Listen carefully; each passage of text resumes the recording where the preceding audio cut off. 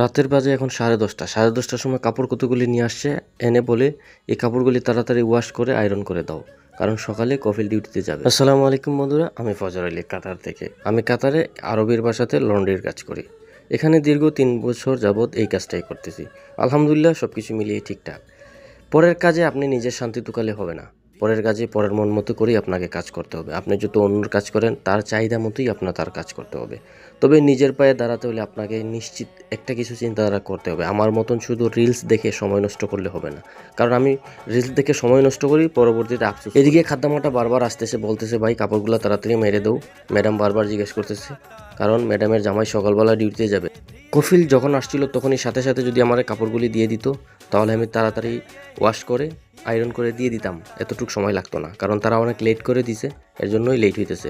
আর খাদ্দামারও প্রচুর ঘুমে ধরছে, বারবারও বলতেছে আমার অনেক ঘুম লাগছে, অনেক রাত তাক কাম করতে হয়। কারণ তারা প্রচুর পরিমাণে মানুষদেরকে পেরেশানি দেয়।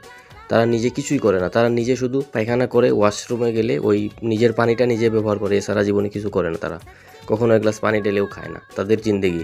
আর আমাদেরকে আল্লাহ দুনিয়াতে পাঠাইছে শুধু পরের গোলামি করার জন্য। তাও আমরা যদি নিজেরভাবে চিন্তা না করি, তাহলে আমরা পরের গোলামি করে আমাদেরকে জীবন কাটাইতে হবে।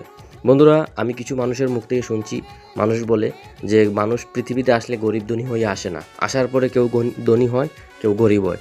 এই জিনিসটা আমার কাছে যেমন মনে হচ্ছে ঠিক না।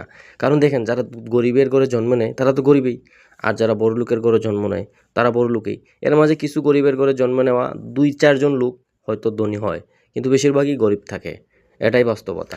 এখানে মহিলাদের কাপড় ছাড়া সব ধরনের কাপড় আমাদেরকে ওয়াশ করে আয়রন করতে হয়। আমি এখানে, আমার সাথে একজন নেপালের আছে, আমরা দুজন মিলে এই কাজটা করি।